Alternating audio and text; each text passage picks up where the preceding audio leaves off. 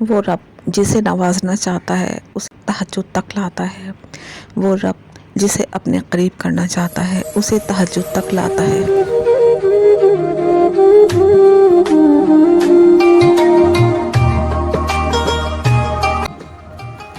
اگر تم تہجد نہیں پڑھ سکتے تو اس ٹائم صرف تھوڑی دیر کے لیے اٹھ جایا کریں اور اس وقت کو پڑھ لیا کریں، لا الہ الا اللہ وحدہ لا شریک لہ لہ الملک ولہ الحمد وہو علی کل شیء قدیر، کیونکہ وہ وقت بہت عظیم ہوتا ہے، وہ سحر کا وقت ہوتا ہے۔ فرشتے ہماری دعاؤں پر آمین کہنے کے لیے اکٹھا ہو جاتے ہیں، تلاش کرتے ہیں کہیں کوئی مانگ رہا ہے تو اسے اس کی دعاؤں پر آمین کہا جائے۔ آج تہجد پڑھنا شروع کرو، پھر دیکھنا آپ کی زندگی کیسے بدلتی ہے۔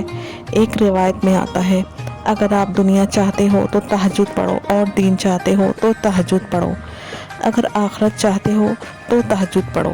حدیث میں آیا ہے، پروردگار عالم فرماتے ہیں، اے ملائکہ، جب میرا بندہ رات کی نیند کی حالت میں اپنے نرم بستر کو چھوڑ کے صرف مجھے راضی کرنے کے لیے کھڑا ہوتا ہے، مجھ سے التجا کرتا ہے، مجھے پکارتا ہے، تو گواہ رہنا میں نے اسے سب دے دیا جو وہ چاہتا ہے۔ تہجد کے وقت جب اللہ سبحانہ و تعالیٰ اپنے بندے کے سب سے قریب ہوتا ہے تو اسے اپنی دعائیں منوا لیجیے۔ تہجد کی نماز اللہ نے بنائی ہی قبولیت کے لیے ہے۔ اگر آپ کی جستجو، آپ کی تلاش، آپ کی اسٹرگل، آپ کا ٹارگٹ آپ کو تہجد تک نہیں لے جاتا تو آپ کو وہ چیز چاہیے ہی نہیں۔ تہجد کی نماز میں بیماریوں کے لیے شفا ہے،